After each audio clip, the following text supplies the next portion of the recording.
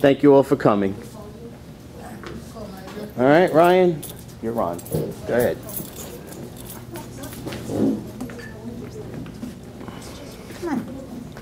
Do you know what the leading cause of death in women in the U.S. is? Most people would say it's breast cancer. However, it is in fact heart disease. Heart attacks kill more women in the U.S. than all forms of cancer combined. There are a few points to look into: statistics, symptoms, and prevention techniques when it comes to heart disease and heart attacks. The first point to look at is the statistics. According to the American Heart Association, heart disease is the #1 killer of women and is more deadly than all forms of cancer combined. An estimated 43 million women in the U.S. are affected by heart disease, and because of this, this will cause deaths between 1 in 3 women each year. About 90% of women have one or more risk factors for developing heart disease. It is important to know the symptoms of heart disease.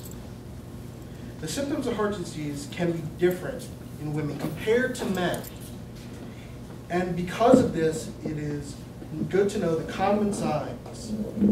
According to Women's Heart, women wait longer to go to the emergency room when having a heart attack, and physicians are actually slower to recognize the presence of heart attack in women because of characteristic patterns of chest pain and EKG changes are less frequently present.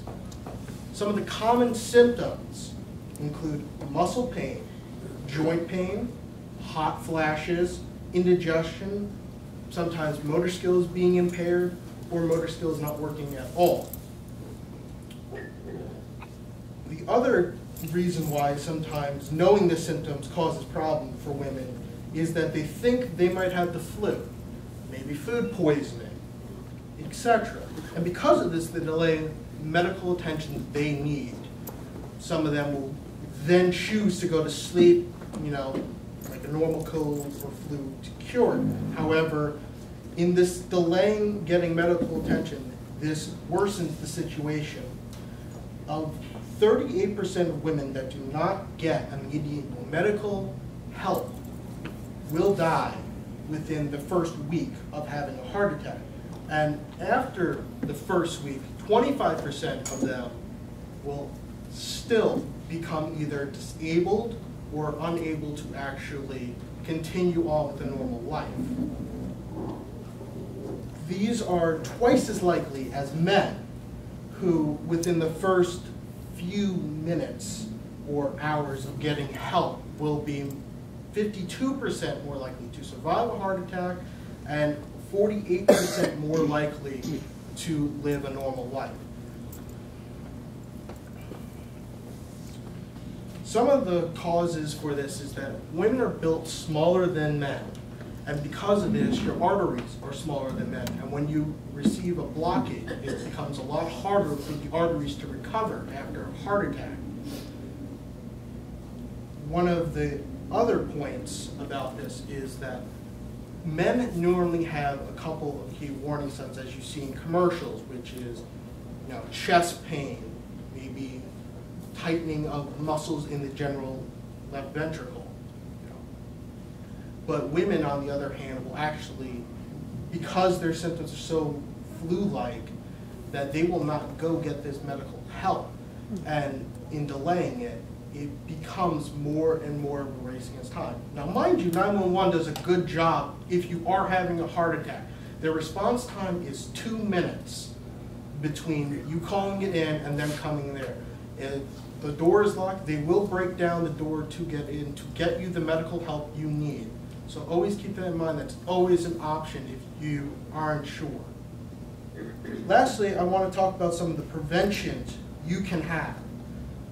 Well, according to cardiovascular nursing practices, women with hypertension, diabetes, a high body mass index, high cholesterol levels, and/or are a smoker or at a higher risk of developing heart disease and possible heart attacks later in life. Some ways to can alleviate this is by physical activity, having a healthy diet, and if a smoker, to quit smoking or at least transition to an electronic cigarette. Other things that you can do to help your medical situation is an aspirin/medicine regimen if your doctor says it's for you. The reason being is stuff like Bayer. When you take it on a regimen, it causes platelets not to stick together.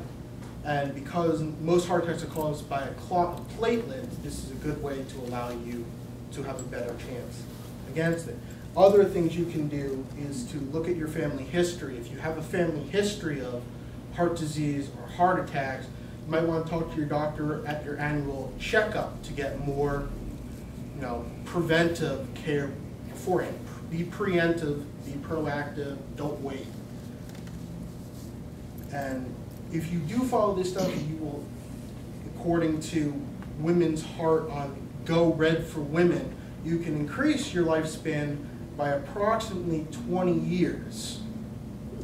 Lastly, I just want to say thank you for listening to my speech. I hope you've gotten something out of this about heart disease and heart attacks that you may not know, and thank you.